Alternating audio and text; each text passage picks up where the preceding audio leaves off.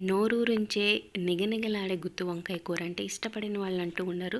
So రకరకాల ప్రదేశాల్లో రకరకాలుగా చేస్తారు. అయితే ఈరోజు ఆంధ్ర గుత్తి వంకాయ కూర టేస్టీగా, సింపుల్గా, ఈజీగా ఎలా తయారు చేసుకోవాలో తెలుసుకుందాం. సో గంట సింబల్ ప్రెస్ చేసి అలానే నోటిఫికేషన్స్పై క్లిక్ చేయండి.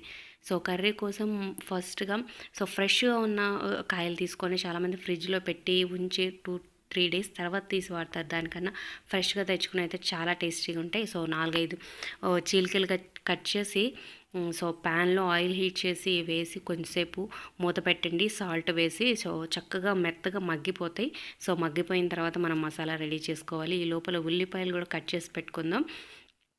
నేను చాలా తక్కువ క్వాంటిటీ తీసుకున్నాను, ఒక 1/2 కిలో. దానికి తగ్గట్టుగా చిన్న సైజ్ అయితే 2 ఉల్లిపాయలు, 2 పచ్చిమిరకాయలు కట్ చేసి పెట్టుకోండి.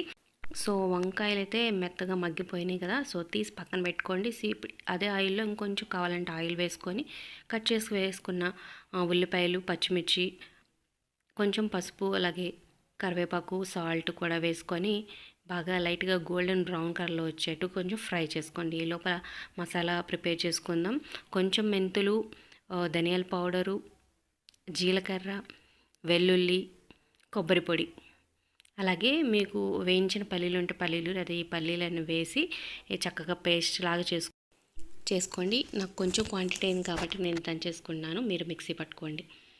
ఈ మసాలా అంతా దాంట్లో వేసి నూనెలో మంచిగా ఫ్రై అయ్యేలాగా కొంచెం నూనె తేలేదాకా ఉంచండి అనమాట. మీకు కారం, ఉప్పు ఇక్కడే టేస్ట్ చేసుకోండి. తర్వాత మగ్గిన వంకాయలన్నీ వేసి ఈ మసాలా అంతా పట్టేలాగా ఉంచండి. ఇలా డ్రైగా ఫ్రై చేసుకుంటే తింటే సూపర్గా ఉంటుంది. కావాలంటే కొంచెం వాటర్లా వేసుకొని గ్రేవీలా కొంచెం చేసుకోవచ్చు.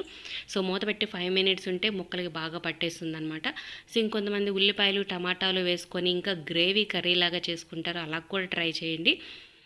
ఈ కర్రీ మీకు ఎలా అనిపించిందో మీరు ట్రై చేయండి, కింద కమెంట్స్లో తెలియచేయండి. అలాగే వీడియో లైక్ చేయడం మర్చిపోదు, మా ఛానల్ ఎంకరేజ్ చేయండి. అలాగే మరిన్ని వీడియోస్ కోసం సబ్స్క్రైబ్ చేసుకొని పక్కనే ఉన్న గంట సింబల్ని ప్రెస్ చేసి ఆల్ అనే నోటిఫికేషన్స్పై క్లిక్ చేయండి.